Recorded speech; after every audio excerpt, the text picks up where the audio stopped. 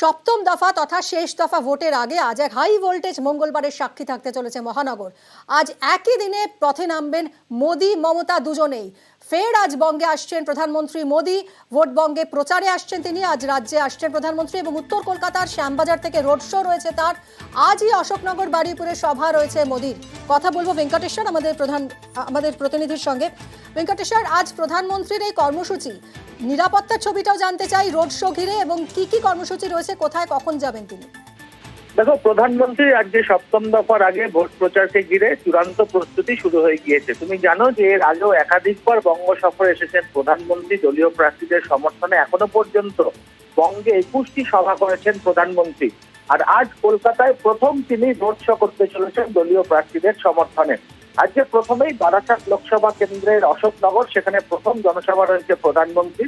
তারপর প্রধানমন্ত্রী অশোকনগরের সভা করেই তিনি চলে যাবেন সেটা হচ্ছে যাদবপুর লোকসভা কেন্দ্রের বারুইপুর, সেখানে তার দ্বিতীয় জনসভা রয়েছে। এবং এখনো পর্যন্ত যেটা ঠিক রয়েছে যে বারুইপুরে জনসভা করার পর প্রধানমন্ত্রী সেখান থেকে সোজা প্রথমে পৌঁছে যাবেন বাগবাজারে, সেখানে মা শারদার যে বাড়ি রয়েছে সেখানে তিনি যাবেন, সেই বাড়ি দর্শন করবেন প্রধানমন্ত্রী। এবং তারপর সন্ধ্যে 6টার সময় শ্যামবাজার পাঁচমাথার যে মোড় রয়েছে সেখান থেকে রোড শো করবেন সিমলা স্ট্রিট পর্যন্ত, অর্থাৎ স্বামী বিবেকানন্দের বাড়ি পর্যন্ত।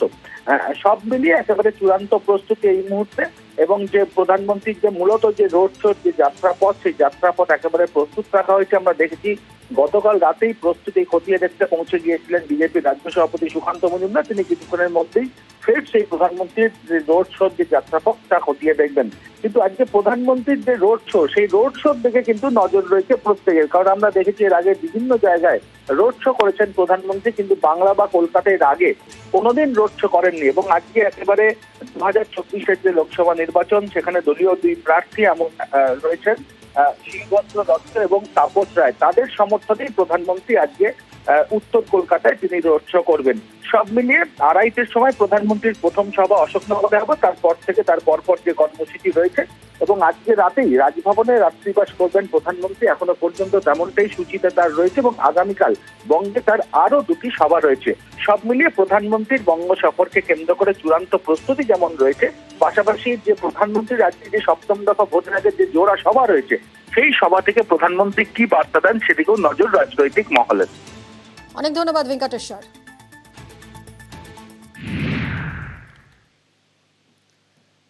এদিকে আজ রোড শো রয়েছে মমতা বন্দ্যোপাধ্যায়েরও। কলকাতা উত্তর এবং দক্ষিণ কেন্দ্রের জন্য রোড শো করবেন তিনি। এন্টালি থেকে পার্ক সার্কাস পর্যন্ত road show, 4 kilometre road show করবেন মমতা বন্দ্যোপাধ্যায়। সোমরাজ আমাদের সঙ্গে রয়েছেন এই মুহূর্তে। সোমরাজ, আজ রাজপথে নামছেন মমতা বন্দ্যোপাধ্যায়, তার রোড শো রয়েছে। কি কি ঠিক মানে কোন রুটে এগোবে এই রোড শো? দেখো, যেটা এখনো পর্যন্ত মমতা বন্দ্যোপাধ্যায়ের কর্মসূচি ঠিক হয়েছে, তাতে এখনো পর্যন্ত যেটা জানা যাচ্ছে উত্তর কলকাতার এন্টালি মার্কেট থেকে এই রোড শো শুরু করবেন মুখ্যমন্ত্রী মমতা বন্দ্যোপাধ্যায়। বিকেল 5টা নাগাদ এই রোড শো শুরু করবেন। সেই রোড শো এন্টালি মার্কেট থেকে শুরু হয়ে পার্ক সার্কাস, 7 পয়েন্ট ধরে বেগবাগান হয়ে লোহাপুল ধরে ব্রাইট স্ট্রিটে এই রোড শো শেষ করবেন মুখ্যমন্ত্রী মমতা বন্দ্যোপাধ্যায়। প্রায় 4 কিলোমিটারেরও বেশি এই রোড শো করবেন মুখ্যমন্ত্রী।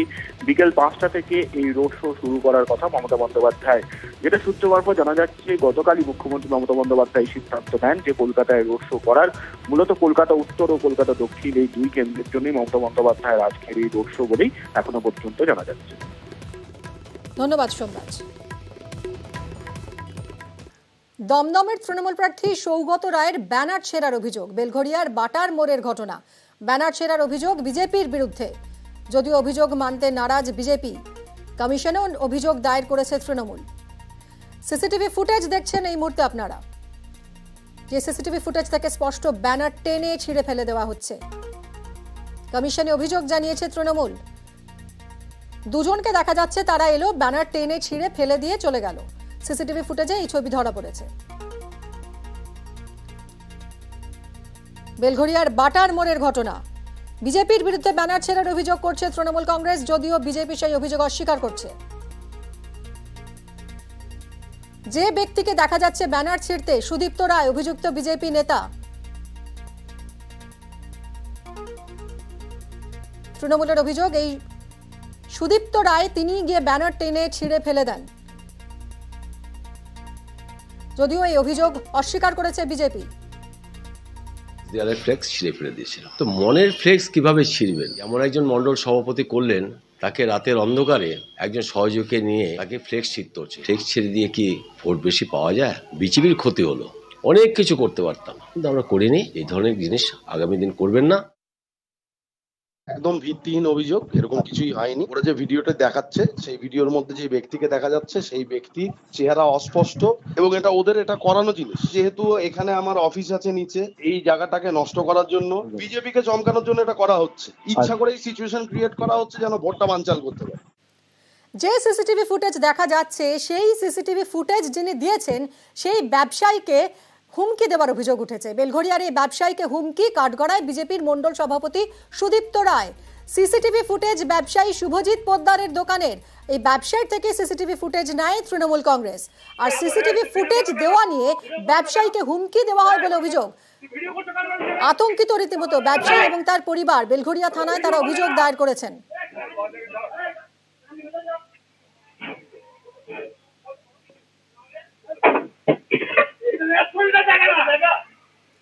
দেখো না, আমার বাপকে ডাকো, কাকে ডাকবো? তোমার যাকে ডাকা জানা তাকে ডাকো। তুমি কাকে বললে বাপকে ডাকবো? দেখো কোন বাপকে ডাকো? এই তুই ভিডিও করছো কেন? ভিডিও করবো না কেন? তুই ভিডিও করছো কেন? ভিডিও করবো না কেন? ভিডিও করলে না।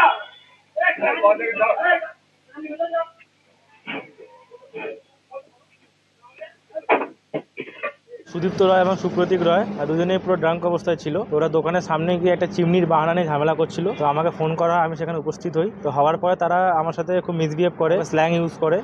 আমি যখন ভিডিও করতে যাই তখন জলের বালতি আমাদের রাখা ছিল, সব ছোড়াছুড়ি করে ফেলে দেয়। দুই ভাই মিলে আমার উপর একসাথে আক্রমণ করে, আমাকে ধাক্কা মেরে ফেলে দেয় এবং আমাকে ভুলভাল হুমকি দেয়। ওরা মোটামুটি 3-4 জন ছিল, আর আক্রমণটা দুই ভাই মিলে করেছে।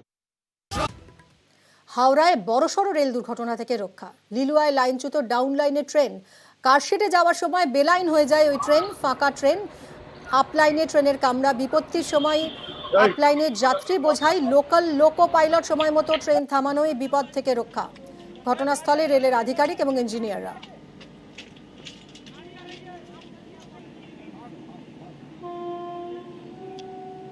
हुआ है उसको हम लोग रिरेल करने का कोशिश कर रहे हैं। सारे इक्विपमेंट आ गए हैं, सारे इंजीनियर आ गए हैं, काम चालू है। तो ज़्यादा से ज़्यादा 1 घंटे में ये ट्रैक रिस्टोर हो जाएगा। कितना दिक्कत हो रहा है? कितना गाड़ी अब तक? नहीं, गाड़ियाँ तो सारी, क्योंकि हमारे अप कॉर्ड भी है तो अप डाउन ये सारी मूवमेंट अभी चल रही है। कोई कैजुअलिटी वगैरह था? नहीं, ये एम्प्टी रेक था। ये एम्प्टी रेक ये हावड़ा जा रहा था, इसलिए इसमें कोई पैसेंजर नहीं था, इसलिए कोई कैजुअलिटी वगैरह नहीं। লিলুয়ায় বেলাইন ট্রেন। ডাউন লাইনের ট্রেনের কামরা বেলাইন হয়ে চলে যায় আপ লাইনে। সেই কামরা সরাতে দীর্ঘ সময় লাগে। হাওড়া ব্যান্ডেল, হাওড়া বর্ধমান মেন শাখায় ব্যাহত হয় পরিষেবা। ব্যান্ডেল কাটোয়া শাখাতেও বিঘ্নিত হয় পরিষেবা। অফিস টাইমে চরম যাত্রী দুর্ভোগ। সোমনাথ আমাদের প্রতিনিধি রয়েছেন, বিস্তারিত জানাবেন। সোমনাথ, শেষ পর্যন্ত কি এই ট্র্যাকে চাকা তোলা গেল এবং লাইন কি ক্লিয়ার হলো? দেখো, সকালবেলায় গতকাল জন্য অনেকেই অফিস যাত্রীরা আছে, তারা অফিস যেতে পারেনি এবং আজ সকালবেলা থেকে তারা বেরিয়েছে অফিসে যাতায়াতের জন্য, এবং যাদের নিত্যযাত্রী যাদের অন্যান্য কাজের জন্য কলকাতায় যেতে সমস্যায় পড়ে। যেহেতু লিলুয়ায় যে লোকাল ট্রেন আছে, লোকাল ফাঁকা ট্রেন, সেই লোকাল ট্রেনেই লাইনচ্যুত হয়ে যায়।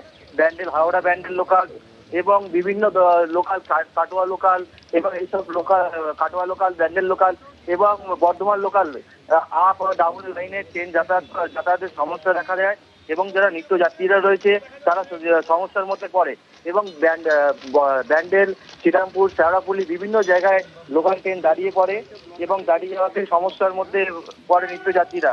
এবং রেল সূত্রে খবর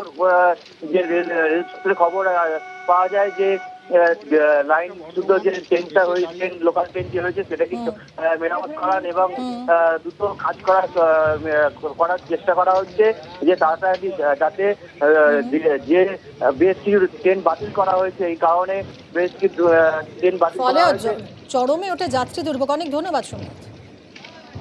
আমি বাড়ি যাবো বলে ব্যান্ডেল স্টেশনে প্রায় 6-1 ঘন্টা দাঁড়িয়েছি, পুরো গাড়ি পাচ্ছি না। এখন সঙ্গে রেলকে জিজ্ঞেস করছি যে গাড়ি কখন যাবে, কখন আসবে, আপনি একটা আপডেট দিচ্ছে না, মোবাইলে কোনো আপডেট নেই।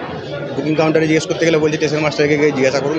এই মুহূর্তে তো উনি করতে পারতেন যে ব্যান্ডেলে একটা বর্ধমান গাড়ি দিতে, গাড়িতে প্রবলেম হচ্ছে কেন ডাউনে, আপনি তো গাড়ি কোনো প্রবলেম নেই, ব্যান্ডেল স্টেশনে যখন দাঁড়িয়ে আছে ব্যান্ডেল থেকে তো বর্ধমান গাড়ি একটা দেওয়া যায়, কারণ অজস্র প্যাসেঞ্জার এখানে দাঁড়িয়ে আছে, কেউ বাড়ি ফিরছে, কেউ কাজে যাবে, কেউ দোকান যাবে, কেউ কার কর্মসংস্থানে, কেউ হাসপাতালে ডিউটি, কেউ স্কুল মাস্টার, যে যেরকম আছে সে তার কর্মসংস্থানের সময় সেরকমভাবে যাবে।